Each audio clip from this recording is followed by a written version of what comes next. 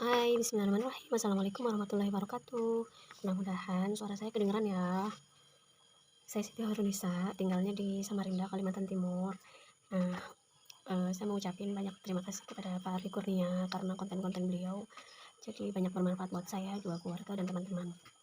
Nah, selain itu saya juga mau ucapin selamat buat Pak Ardi Kurnia karena YouTube-nya udah 1 juta subscriber.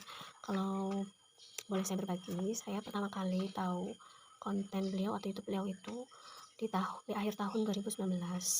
Waktu itu saya browsingnya itu ya, cara menyelesaikan hutang gitu. Nah itu langsung ada tuh kontennya Pak Arli Kurnia, itu menarik sekali ya. Nah di situ saya dapat video yang benar-benar tanpa editing, maksudnya tuh real gitu loh videonya tuh. Ya masih zaman-zaman itu gitu, bagus.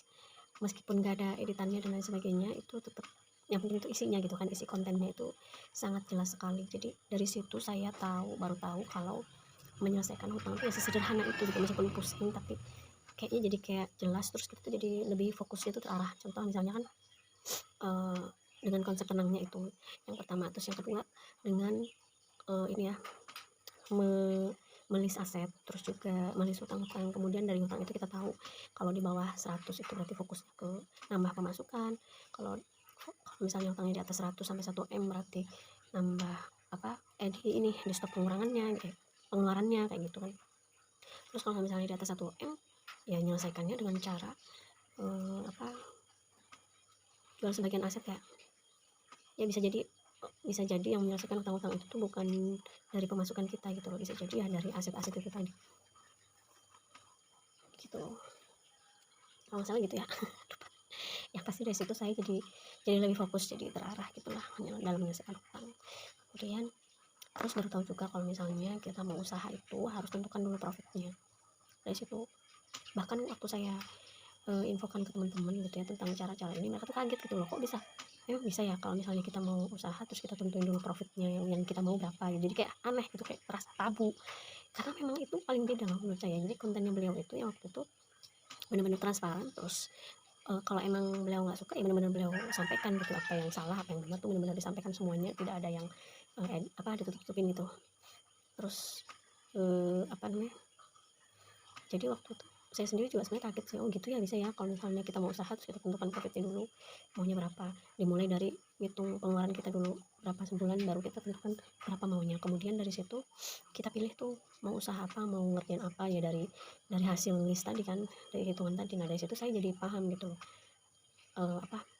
kalau misalnya kita udah profitnya udah ditentukan, jadinya kita fokusnya ya udah nyari yang profit itu tadi gitu. Jadi nggak lagi coba-coba, jadi bukan lagi coba-coba gitu teman-teman.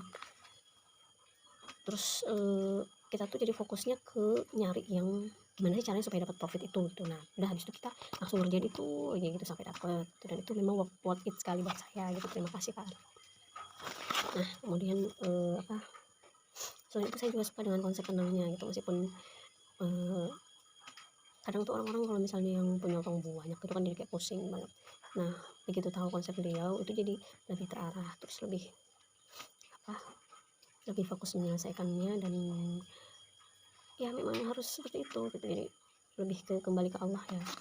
Alhamdulillah itu sangat membantu sekali gitu. Sejak itu saya kasih tahu teman-teman tentang konten-konten beliau yang luar biasa itu, yang membantu banyak orang ya termasuk saya itu tadi.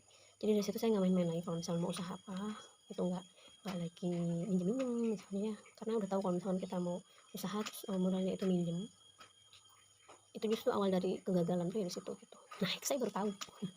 Wow luar biasa. Terus kalau misalnya usaha itu kan yang itu kan utamakan kan modal ya, kalau yang pada umumnya orang-orang ketahui. Nah ternyata kalau dari kontennya Pak Arli ini, jadi dari konsepnya beliau gitu, itu justru profit yang diutamakan. Kita mau dapat profit berapa, kita lah yang menciptakan keuntungan itu gitu. Itu benar-benar beda daripada yang lain.